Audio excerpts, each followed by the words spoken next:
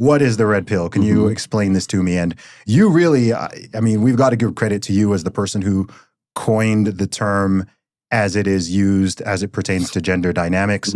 Obviously, it's a Matrix reference, which goes back 20 plus years ago. But for those who are listening, whether they've heard of it or they haven't, or they have misconceptions or they think they know what it is, what is the red pill?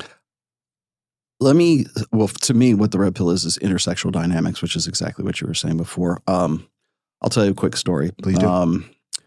I was March of 2021, and I had just started getting involved with Fresh and Fit.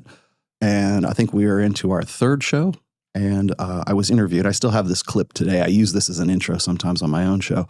But there's a clip where they asked me exactly the same question. They said, do you think that the red pill is going to go mainstream? And my answer to both of the guys was, I hope not. And there's a reason I said that was because what happens is when it goes mainstream, people will take the red pill as a kind of a loose brand or a term. And if it seems like it's something cool that the kids are doing, then they'll call it red pill, right? Now that we're in an election cycle, really started kind of like about like June of last year, really. But an election cycle is really 18 months now. It's not just a year. So right around June of the year prior to an election cycle, that's when you see everyone pivoting towards like social issues and political issues. And what happens during those times is as people, especially traditional conservatives, want to pick up whatever is hot and whatever is trending at that time. And we saw the same thing happen back in 2015, 2016. So, for instance, if you go back to Twitter, Twix, whatever, around that time, and you look up Candace Owens' Twitter account, she used to call herself Red Pill Black. So what's red pill, right? Back then, people want to say, well, it's the alt-right. Or, well, it's a political thing. It's just seeing the truth for what it really is. And what happens is when it becomes ambiguous like that and it's not like clearly, distinctly defined as intersexual dynamics, people take the red pill to be whatever their pet ideology happens to be. So if it's conservatism, that's the red pill. If it's I'm anti-feminism, that's the red pill. If it's vote for Trump, that's the red pill. MAGA, that's the red pill. Alt-right, that's the red pill. It's not the red pill. The red pill to me anyways has been and always will be about intersexual dynamics. So when I got into having these conversations with guys, I've been doing this, but people really know this. I've been doing this for like 22 years now. Yep. And I went back, people have asked me this before, I went back to look for my first instance of me using the term red pill on my old forums, like back in 2004. So for the red pill, or what we call the manosphere right now, there was no manosphere back then, but 2004, December of 2004 was the first time I ever found a post of me using that on the old SoSuave.net forums, which by the way is still around today. They're still active today. So there was the forum years, and then there was the blog years, and then there's sort of like the social media years sort of gets threaded into that. And then now we're at the YouTube years, right? Or the video production years. And so I've seen the red pill go from just guys getting together in forums and comparing notes to being guys like having religious, battles with each other and saying, Jesus says the red pill is incompatible with, Orthodox Eastern religion or Catholicism or Mormons or whatever it is. I'm like, dude, that's not the red pill, man. Yeah. The red pill to me anyways it's the praxeology of intersexual dynamics. And people think that when I say that, people think that that's some sort of cop-out. Because when myself or someone like Mike Sartain or Ryan Stone or some of these other guys that I've been working with for almost some of them over a decade now, when we are talking about the red pill, we are just talking about factual absolutism. I mean, we're just saying what is true and what is not true.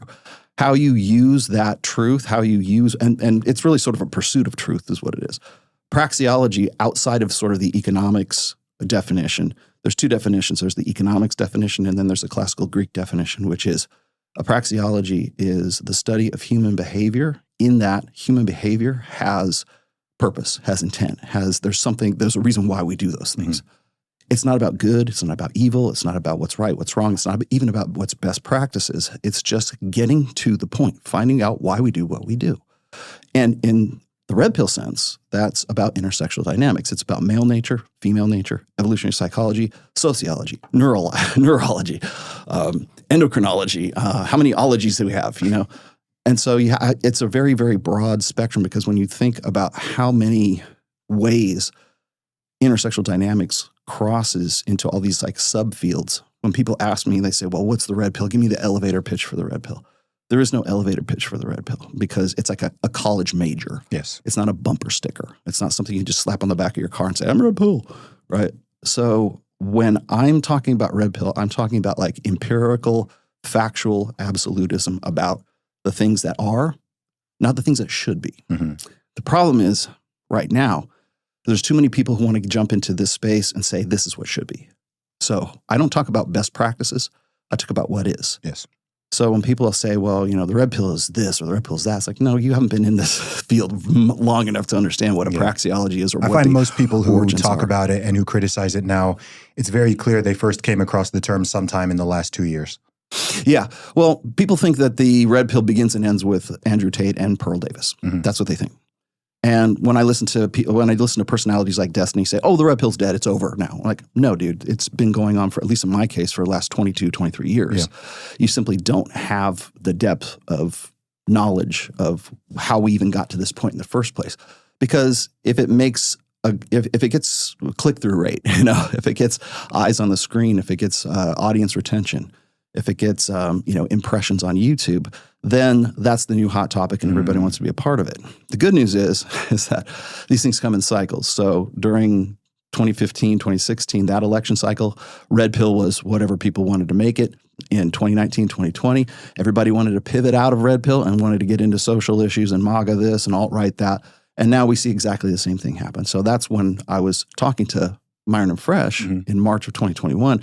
That's why I said, I hope not, because what happens is individuals come into this space and they got no business being in the space. Yeah. And suddenly they become authorities on the red pill and they don't even know what they're talking about because they have no background in it.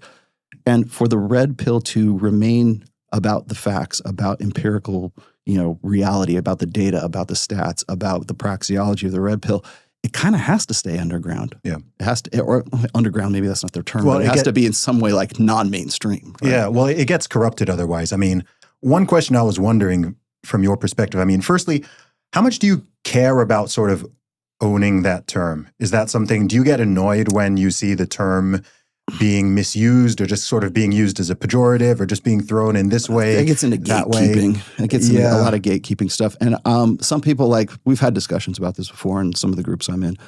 Should we be gatekeeping? Should we not be gatekeeping? I've always been of the opinion that the red pill is open source. Okay. So I'm not the first word and I'm not the last word. I'm a very loud voice. I've been consistent in the red pill, like I said, for 20 some odd years.